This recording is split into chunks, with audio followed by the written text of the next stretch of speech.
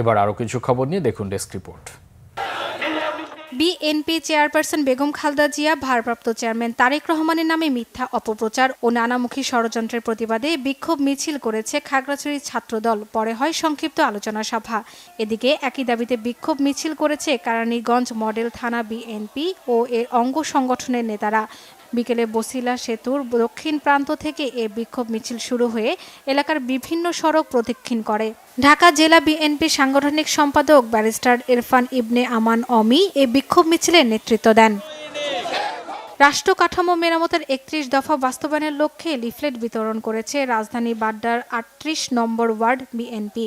প্রধান অতিথি ছিলেন দলের নির্বাহী কমিটির ক্ষুদ্র ঋণ বিষয়ক সম্পাদক ডক্টর এম.এ. কাইয়ুম। বলেন, তারেক রহমানকে নিয়ে ষড়যন্ত্র ও গুজব অপরাজনীতি যারা করছে তাদেরকে সাধারণ মানুষ ধিক্কার সাথে বয়কট করবে।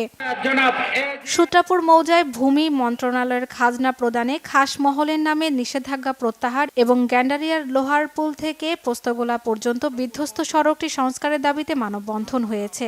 ঢাকা মহানগর দক্ষিণ বিএনপির সদস্য সচিব তানভীর আহমেদ রবিন জরুরি ভিত্তিতে এ রাস্তা সংস্কারের কাজ শেষ করার আহ্বান জানিয়ে বলেন, এ বিষয়ে ঢাকা দক্ষিণ সিটি কর্পোরেশনের উদাসীনতা দেখাচ্ছে। এসএমই উদ্যোক্তা তৈরিতে আল আরাফা ইসলামী ব্যাংকের মাসব্যাপী প্রশিক্ষণ কর্মসূচি শুরু হয়েছে। এর উদ্বোধন করেন এসএমই এসপিডি পরিচালক নওশাদ মোস্তফা। আরও উপস্থিত ছিলেন বাংলাদেশ ব্যাংকের অতিরিক্ত পরিচালক ও এসআইসিআইপি প্রকল্প পরিচালক নজরুল ইসলাম, বাংলাদেশ ব্যাংকের যুগ্ম পরিচালক মোহাম্মদ আয়ুব আলী, বার্ড পরিচালক আব্দুল আল মামুন, আরাফাত উল্লাহ খান, আব্দুর রহিম দুয়ারি ও সাইফ মোহাম্মদ জুলফিকার নাইন সহ ঊর্ধ্বতন কর্মকর্তারা। Banglavision news desk.